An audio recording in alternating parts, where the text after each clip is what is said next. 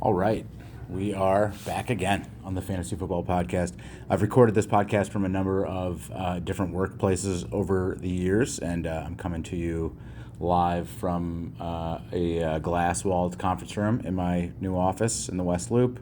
I imagine I'll have a number of millennials and Gen Zers walking by, looking at me strangely, but I think it just looks like I'm on some type of important phone call here, so we'll be fine. This is always the I would say my favorite podcast of the year, but yes, as Bootsy pointed out, the last couple of years has sort of turned into the oldie podcast for the year, but it is the sort of year end wrap up money payout preview slash playoff preview. So let's get into it. Starting at the top, division winners. I just clinched my eponymous division last week with a win over Kraus. He had a chance to put some pressure on me, but fumbled it as he was crossing the international date line or wherever the hell he is. Bootsy similarly clinched the Bootsy division a few weeks ago. Since we started naming divisions after our owners, which admittedly has only happened, with four of us or happened twice, this is the first time that anyone has ever won their own division, let alone both of us. So it's actually kind of wild that both of us would win our divisions here at the same time. Technically, I suppose Bootsy clinched his first. So congrats to him on winning his lesser division filled with shitty teams. Okay, so looking at the playoffs, obviously Bootsy and I will be in as division winners. The 3 and 4 seeds are then decided by second place by record in the division, and then the 5 and 6 seeds are then the highest point scorers past those third and fourth place teams. If this were real football, the race for the 3-4 seed would actually be really interesting because it's close in both divisions. It would be for home field advantage, but this is fantasy football, and none of that matters. Home field advantage doesn't exist, although I'm surprised that dumb CBS doesn't track on home games and send out some weekly AI-generated power rankings about whose home crowd brings the edge or whatever. But our 3-4 seeds are determined by record, and the remaining wildcard spots are determined by total points, as I said. There's 4 teams outside of me and Bootsy who really have a shot at either of those. So we already have our 6 playoff teams. And actually, as I'm typing this and thinking through it, I'm realizing I probably should have done this podcast last week when things were more up in the air, but I was drunk. I was full of turkey, so you can fuck off. In the Bauer division, Kraus has 25 wins and Billy has 24. And then in the Bootsy division, Schaefer has 22 wins and Smith has 21. Ben and Dan are the next teams up in both wins and points, but neither are going to be able to close the gap in just 1 week. So Kraus, Billy, Schaefer, and Smith are going to be your 3 through 6 seeds. The only thing that's really on the line technically is who gets to be that 3 seed to have the opportunity to pick their opponent in the first round. But we found that that's kind of often more of a curse than a gift. So lastly, congrats. I should say congrats, obviously, to our 6 playoff teams. I look forward to facing some of you. Lastly, I got a typo here, my little write-up. Tracking on payouts. There's still plenty up for grabs this week as far as money is concerned. So that's what we'll be looking at. The playoff money obviously is still TBD. The Super Bowl winner gets $800. The loser gets $200. And then there's, for some reason, this bye-week Rumble thing that we do. So, but looking at the end-of-year payouts, a lot of it is going to be chopped up between me and Bootsy here, obviously. But, best record is our biggest payout. It's $950 to the team with the most wins, and then $400 to the team with the second best record. We have done away with the tie break, and so that's where things get interesting for me in particular. Bootsy's been crushing it all year. Now, many are saying that it's because he has the 2 shittiest teams in the league in his division. I have the 3rd and 4th best teams in the league in my division, and therefore I've worked far harder and accomplished far more than Bootsy could have ever hoped to or have dreamed of. I'm not saying that, but many are saying that. Either way, even if it's completely ill-begotten and undeserved, Bootsy has 32 wins on the season, and I have 30. I picked up a key one last week when I beat Bootsy head-to-head. I'm 2-0 in Bootsy, 2-0 against Bootsy in the last few weeks. I do have an outside shot of catching him. As I mentioned, we did away with the tiebreak, and because I have a points edge, which I'll touch on here in a second, I would win on a tiebreak. So if I go 3-0 and he goes 1-2 or worst, I would take that money for best record. So that's obviously something that I am playing for. But where things break down a little bit in my fantasy scenario is when you look at our schedules this week. I play Kraus, Oaks, and Ben. while Bootsy plays Oaks, Smith, and unfortunately for me, Carlson. Carlson's team is kind of rounded into form a little bit, but he's going to be without known Ho Jawan Jennings as he's on bye, but also on the upside for me, speaking of byes, Bootsy will be without Christian McCaffrey, who has just a painful Week 14 bye. So I will be rooting for Carlson. I need a Bootsy obviously to lose 2 of his matchups there for me to catch him. And of course, if I'm not able to overtake Bootsy for this cash, I will be loudly complaining about all the fluke losses that I suffered during the year. Most notably, Krause beating me by 0.2 of a point last week on a meaningless George Kittle catch, or Denenberg beating me in week 3 because he got 20 points from Deebo Samuel. Now, for the season-long points battle, which I think we can all agree is a better demonstration of skill and of prowess, I am currently in the lead with a solid 65 total point edge over second-place Bootsy. So unless my team completely falls asleep or Bootsy's completely blows up, I should probably be able to hold on to a 65-point lead to take the top spot, you'd think. The second place money is actually a little bit more interesting as Billy enters the conversation. Billy only trails Bootsy by 28 points. Could certainly edge his way in. He has some choice matchups, so the race could get pretty close. Right now, as I said, I'm in the lead with 1741. Bootsy has 1676 and is 65 points behind me. Billy is at 1648. He's 93 points back from me, so it would take a miracle for him to take first. But like I said, he's only 28 behind Bootsy. And then in fourth is Schaefer. Schaefer has 1589 on the season. It puts him 87 points out of second, which is probably going to be a little bit too much for him to make up. I'm going through my notes here, and I'm seeing something about $200 for a Champions League, and I don't know. I guess someone will win that. I'm not really sure who, and I'm not really sure why. So moving on, we know our 6 playoff teams. We know where our payouts are going to go. But what we don't know yet is who is going to compete in the Clown Bowl and who ultimately is going to don the polka dots. Ariel is in for sure. He's going to be at a significant disadvantage. He currently sits at 5 wins on the season and is just terrible. In 2022, Billy finished with 9 wins. Denenberg finished with 6 in 2020. So basically, Ariel needs at least 1 win if he doesn't want to set the all-time low water mark. It's pathetic. As far as the Clown Bowl goes, there are no tie breaks. The teams with the second lowest number of wins will participate. Carlson is the low man of that group right now, currently with 12 wins. Denenberg has 14 and Ben has 15. Is not technically out of clown contention yet. None of those 3 play each other in the final week, so basically Carlson needs to go 3-0, while Denenberg goes 1-2 or worse in order for John to escape the Clown Bowl. Looking at their lineups, Denenberg is currently the lowest projected, so really anything can happen. A Carlson Ariel Clown Bowl is most likely. It wouldn't shock me, however, to see Denenberg jump into a Clown Rumble. Either way, those teams are probably going to have a 30-plus point handicap, maybe more, over Ariel's god-awful team. And considering the roster freeze until Week 18, I'm not really seeing any scenario in which Ariel is not Clown. So that's it for the season wrap-up. It was a competitive year. It's been a ton of fun. There's obviously more to be decided, but some of us will be calling it a year here at the end of the season. So let's, in order to just keep things going a little bit longer, open up the old mailbag. I did get a few in. First one here. Hey, Brad. Andy here. What a time to be a Bears fan and an Indiana University alum. Is this the happiest you've ever been in your entire life? Are Cignetti and Ben Johnson already on the Mount Rushmore of great coach hires? And second question, as a fellow father, any tips on how to ditch your family and kids on game days? From Oaks. Oaks, you're the right man to be asking this question as you share my love of the Bears and Indiana football. Please also don't forget the resurgence of Northwestern football. They are going back to a bowl game. They have fired Dog Dick president Michael Schill, who tried and failed to pull a power play on new Michigan State head coach Pat Fitzgerald. Ben Johnson, he's transformed the Bears. He's currently the love of my life. He still needs to accomplish more before putting him on any type of Mount Rushmore, but I firmly believe he'll get there. He's been incredible.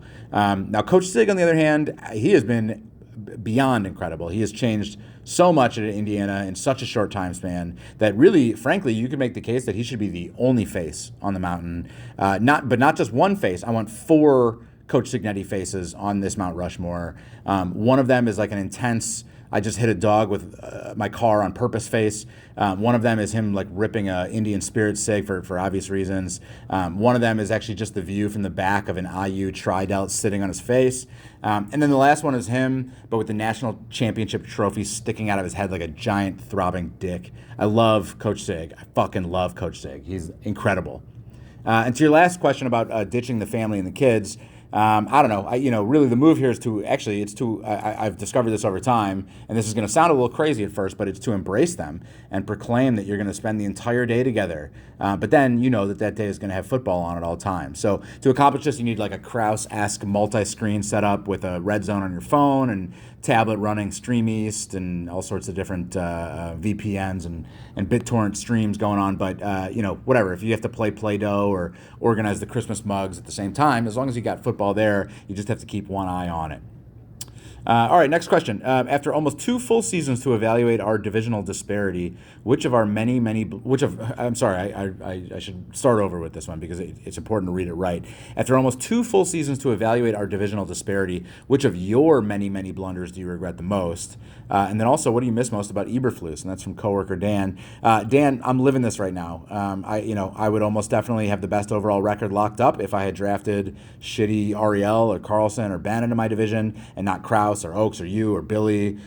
Billy is a winner despite displaying really every obvious indicator to the opposite. That said, I did have a system in place at the time. I'm sort of forgetting what it was, but it was something like I pulled every team's win-loss records and total points from the previous few seasons and made judgments based on that. But obviously, it's clear that I fucked up. I've drafted a better division. But you know what? What do they say? Like steel sharpens steel or iron sharpens iron or whatever the fuck it is. But, there's something to be said for winning a better division. So whatever. It sucks, but it is what it is.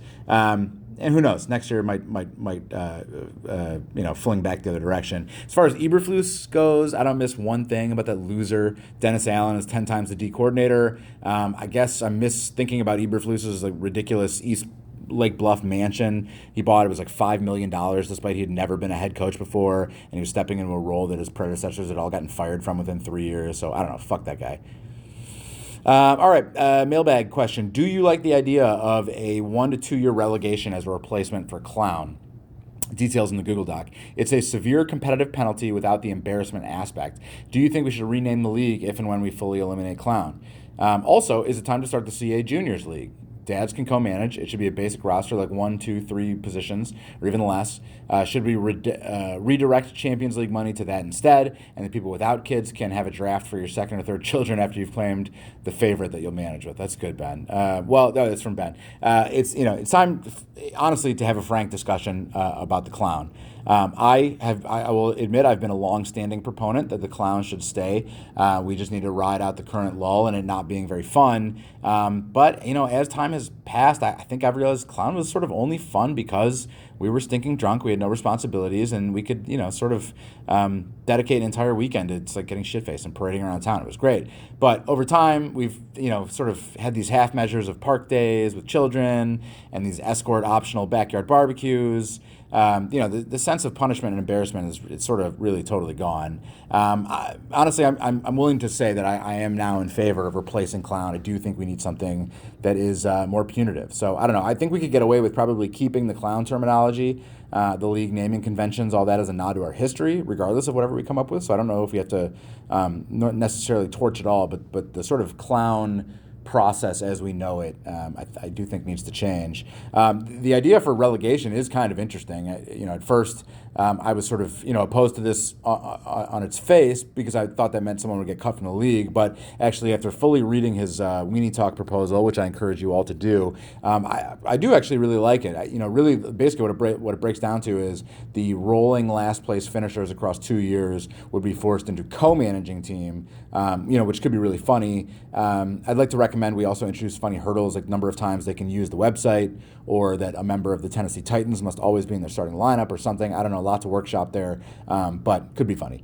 And then really for the CA Juniors, I like your pitch here as well. I'm certainly in favor of redirecting dormant funds to incentivize children. But we're not there just yet. It's the time is drawing near. I don't think we have. I think our issue right now is, and I'm guilty of this as well. We have too many female children, not enough males. If we had a couple of virile young boys, I think they might be down. But I know we have a few. But we'll get there soon. I think without pointing fingers, a number of us need to step it up and procreate. All right. Now, actually, those are some good questions. I was prepping for not getting any mailbag questions, and so actually I did the work and pulled some historical ones and wrote out answers. So I'm going to share those as well. But thank you for those who did actually step up and submit mailbag questions for this year. This one is from 2022.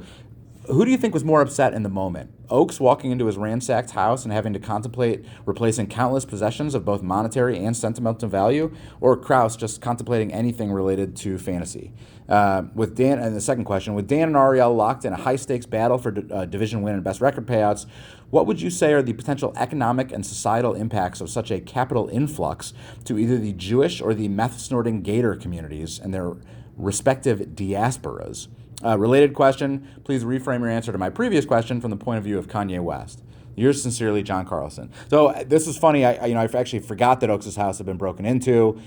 Reading Carlson's email here, and now my subsequent sharing of this email on the podcast. I'm sure it's assuredly brought back some negative feelings for Andy. So way to go, Carlson, and to a lesser extent me. The answer was then and remains now Krause, his angst over his fantasy team. Things were no different in 2022 than they are any other year. He always laments his team's injuries as if they're somehow worse or more impactful than the rest of ours. He then publicly complains about the outcomes of trades that he forced himself into. Lastly, he complains loudly about his travel schedule, how that impacts his ability to set a lineup, as if he didn't know, what his new job was going to require. So never change Krause. It's obviously Krause. And Oaks, hope everything's all right out there. As to the Dan Ariel argument, it makes me laugh. I'm not sure the Florida versus the Jewish people war that you're picturing here has ever really been a debate. I think secretly they're really kind of two sides of the same coin, or is that an expression? I don't know. Whatever. There's a lot of Jews in Florida. You know what I'm saying? Lastly, the time capsule remark about Kanye West still rings very much true. He is arguably more insane now than he was 3 years ago. I do wish that we had a wild card in the league like him, but sadly, Plosker was fired years ago. This one's from 2017. Bauer, would you rather see Trump get elected for a second term or be clowned for 4 straight years? From Andrew Denenberg. No reaction really needed here. Given Denenberg's political commentary this season, his interactions with Ben, I think we know, how he would have answered the question. I guess we'll never know now. But somewhat related to Denenberg, here's a classic from 1 year earlier, 2016. Mr. Bauer, now that you live in Lake Bluff, do you go to church? If so, how is that affecting your football Sundays? Do you mulch? The silo is so good. It's not a question, just a statement of fact. Off Lake Bluff and onto fantasy football for a minute. Have you ever seen the movie Flirting with Disaster? Basically, Ben Stiller travels the country to find his biological parents, only to find that they're meth cooks in New Mexico. Spoiler alert. And if you swap Ben Stiller for Ariel and biological parents for a running back, and Bilal Powell for the meth part, I think you have yourself a sequel. Again, not really a question. I welcome your thoughts on this and or any other mid-90s comedies. And seriously, fuck Ariel for always outbidding me by $1 or $2 for my handcuffs. That shit is so annoying. From Andrew Denenberg. Great questions, Denenberg. No, for your Lake Bluff questions, then no church for me. Still haven't been. I'm sure it probably would help Brooke and Brady fit in more at school if I did, but no, thank you. Also, no mulching, but only because my HOA manages all my landscaping for me.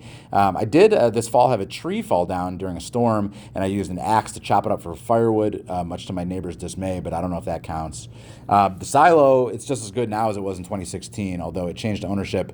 And one of the town drunks told me one time that the new owners had murdered someone and then purchased the silo as a means of covering up the murder. I'm not really sure how that works, but I like the lore. I don't know. What I can tell you about corrupt Lake Bluff restaurant owners is that the shuttered hot dog joint Scooters, which is like a block down from the silo, it's 100% a money laundering front. It's like the size of Mustard's Last Stand, and yet it's been under construction and refurbishment since 2017 when it closed. It's not open. No, you can't go in there, and there's, including in shitty weather, there's daily construction crews doing work and refacing the outside, and it's great. They had a toilet on their front curb for garbage pickup for like a year, and Brady really enjoyed that. I haven't seen Flirting with Disaster. I hadn't seen it then. I still haven't seen it now. I'm sure it's great. It does, it always brings me never-ending joy to go back and look at some of the names of the players that caused fights and discord amongst league members. You mentioned Bilal Powell, Bishop Sankey, Marlon Mack, Kenny Galladay, C.J. Beathard, Quincy Enunwa, C.J. Fedorowicz, Dorial Green Beckham, Ruben Randall, Willie Snead, a.k.a. the burglar from the movie Ghost, Shane Vereen, and then, of course, Joik Bell, who always reminds me of Tatum Bell, who either stole Rudy Johnson's luggage or had his luggage stolen by Rudy Johnson, one or the other. And now, finally, the coup de grace from 2014. There have been so many scandals in the NFL. Over the past month, we have heard about knocking out wives, throwing a wife onto a pile of guns, beating kids, failed drug tests because Molly had amphetamines. If in 10 years the members of our league were to be in trouble for some type of scandal, what would they be? From Ariel. It's a great question, Ariel. Reading this is, it's from some time ago. I went back I wanted to track down who each of those crimes were committed by, but obviously there have been so many knocked out wives that it's just impossible to isolate. I believe you were referring to Ray Rice at the time, which is a classic. I definitely remember the throwing of a woman on top of a pile of guns because that was former Panther Greg Hardy. That one sticks out to me because I remember lobbying at the time that the silhouette of Greg Hardy throwing a woman on top of a pile of guns should be the new NFL logo, like Jerry West in the NBA. I still believe that to be true. This one made me laugh a lot. Ariel sent it 11 years ago, and surprisingly, we as a group have managed to remain relatively scandal-free, although there have been many drug-fueled bachelor parties and weddings and bar crawls and clown nights. Probably the biggest scandal that comes to mind recently is whatever Carlson insider dealing he had to do to get coworker Dan a job at his company. It will be a scandal once the Chicago Tribune finally gets around to opening and reading my manifesto. That's it. That's it for the CA podcast. This annual CA podcast. Good luck, of course, to everyone except for Bootsy. Thanks.